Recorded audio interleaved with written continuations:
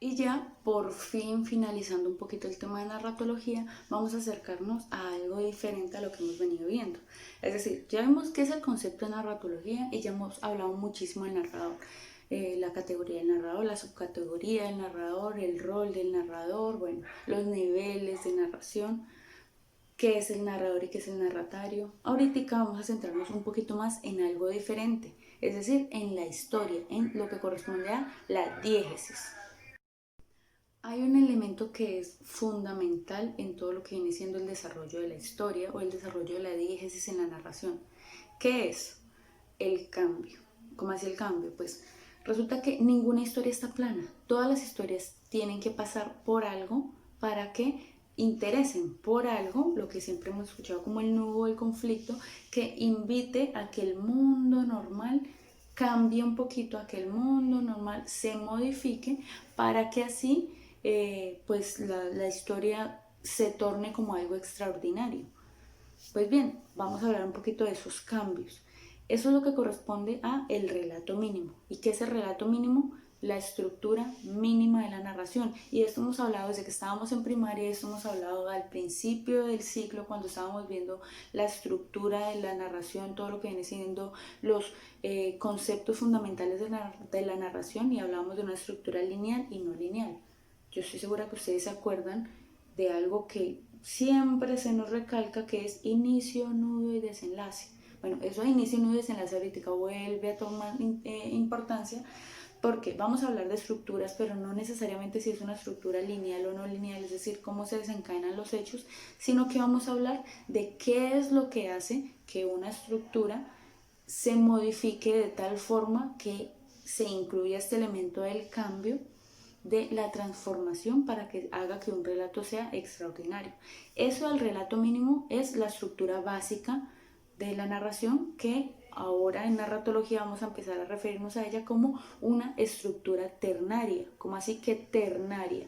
Ese terna no viene de ternero, viene de tres, terna o trío, si ustedes prefieren, es decir, se compone por tres partes. Hasta ahí todo está claro, porque siempre cuando la estructura de narración, son tres, inicio, no desenlace, o algunos, bueno, dicen planteamiento, conflicto, desarrollo, eso o resolución, bueno, el nombre no es lo que importa es que son tres sucesos fundamentales. Listo. Ahora, para poder entender un poquito de esto, vamos a ir inicialmente a esta estructura ternaria. Bueno, en todo lo que corresponde al relato mínimo es la permanencia versus el cambio, es decir, la fuerza que transforma. En este caso tenemos E1, que significa estado 1 o estado inicial, T, que es la fuerza transformadora, el evento, la situación que hace que se cambie, y E2, que vendría siendo el estado 2 o el estado final. Esto no solamente habla de inicio, nudo y desenlace, sino que habla de cualquier evento al interior de la historia que haga que un personaje cambie, sea más valiente, sea más cobarde, que aprenda, adquiera algún conocimiento, tipo Harry Potter, donde aprende a utilizar la magia o descubra algo de sí mismo. ¿Por qué? Porque ningún personaje inicia como termina, siempre hay una modificación en su personalidad. Bueno, pues resulta que además de esa estructura que siempre hemos visto, inicio, nudo y desenlace, hay algo más. Hay una estructura que se llama la estructura quinaria.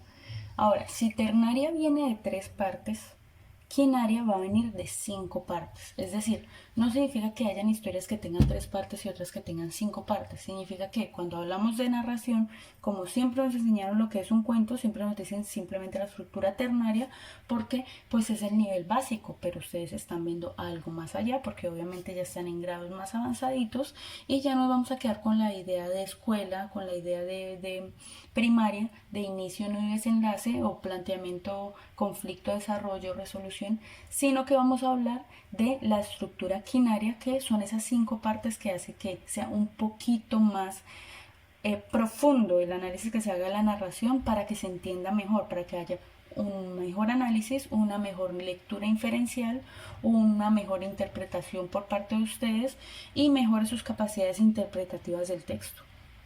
Pues bien, esa estructura quinaria tiene esas cinco partecitas que en inicio es prácticamente lo mismo que entendemos por inicio, nudo y desenlace de la estructura ternaria. Cambia algo más. una cosita porque bueno, ya les voy a explicar por qué. Pero en general hay una cosita que es lo que va a hacer que la cosa se entienda de una mejor manera. No que cambie, porque lo que les digo, toda estructura en realidad, toda película, toda serie, todo cómic, todo anime, todo lo que yo les he hecho a ustedes que es narración, incluso las canciones, pasan por un clímax. ¿Qué es el clímax? Es el punto máximo antes de que la historia se normalice. Es decir, viene una historia plana donde es un mundo normal, donde todos conocemos qué tipo de mundo es. Luego hay un punto de giro que va a ser eso, o sea, va a ser un evento que haga e invita a la persona a que, ¡boom!, vaya a un mundo mágico o lo secuestren a la hija o que se gane $1.000.000, cualquier cosa que haga que su mundo normal cambie un poquito, que es lo que lo invita a que viva una experiencia nueva. Ese primer punto de giro está normalmente marcado en la estructura de inicio, nudo y desenlace. Inicio, punto de giro, nudo y desenlace. Cuando ya todo se resuelve, todo se resoluciona, todo vuelve a una normalidad. Así sea que no sea el mundo inicial del personaje, es un mundo que ya vuelve a ser un mundo cotidiano para él. Sea porque ahora utiliza magia, o sea porque ahora es el rey, o sea porque ahorita es rico, o se casó, ahorita va a ser su mundo normal. Bien, en la estructura quinaria está el inicio, el punto de giro, el nudo y va a haber un segundo punto de giro. Ese es el elemento que va a hacer que pase de tres elementos a 5 elementos, un segundo punto de giro y un clímax. ¿Eso qué es? Pues el segundo punto de giro va a ocurrir después del nudo, lo que va a hacer que la cosa se complique más. Si ustedes ven siempre antes de que la película se resuelva, antes de que el personaje mate al malo, no es que simplemente nudo fue, peleó y lo mató y ya, sino siempre pasa alguito que hace que todo se vuelva más tenso, alguito que haga que esa diagonal que va subiendo en tanto a tensión, en tanto a interés, en tanto a lo interesante de la película, es justamente antes del final donde ¡pum!, se dispara y tiene ese elemento que es el clímax que uno dice, uff, no sé, Iron Man tronó los dedos e hizo que ¡pum!, todo se fuera para el carajo y salvó el mundo, ¿sí? Ese algo que hace que estalle la histeria en el cine, que haga que usted diga, uff, eso no me lo esperaba, ¿sí? O sea, uno ya quiere que maten al malo, sí, uno quiere que el no sé, príncipe rescate a la princesa, uno quiere que la muchacha se quede, no sé, consiga su nuevo trabajo, lo que sea.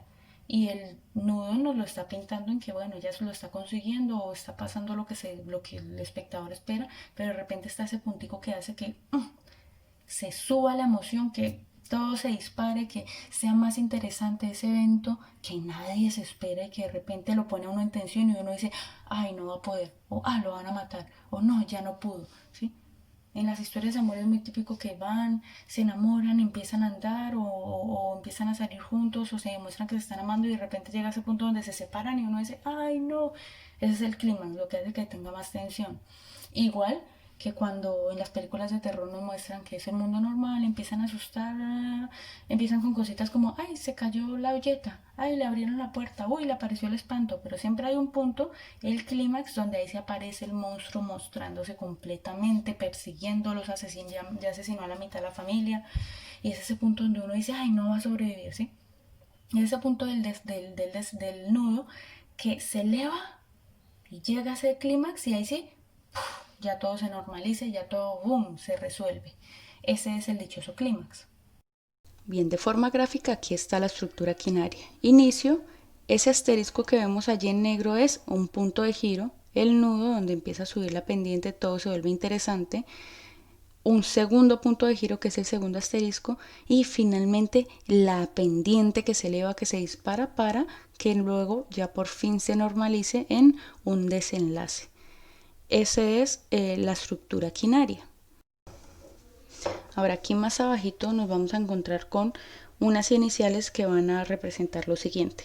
Y para inicio, PG1, que sería punto de giro 1, nudo, PG2, que eso es lo que hace que lleguemos al clímax, y D, que vendría siendo el desenlace. Esos son los elementos de la estructura quinaria. Ahora ustedes podrán decir, ay, pero la profesora dijo que son 5 y ahí hay 6. Pues lo que pasa es que el segundo punto de giro está directamente relacionado con el clímax. Si no hubiese clímax, no podría haber un segundo punto de giro, porque ese segundo punto de giro hacia dónde nos llevaría. Si no sería hacia el desenlace, eso haría que fuese una estructura ternaria común y corriente. Entonces repito para evitar confusiones. I significa inicio, PG1 significa punto de giro 1, N significa nudo, PG2 significa punto de giro 2, C es el clímax y D que sería el desenlace. Esa es la estructura quinaria.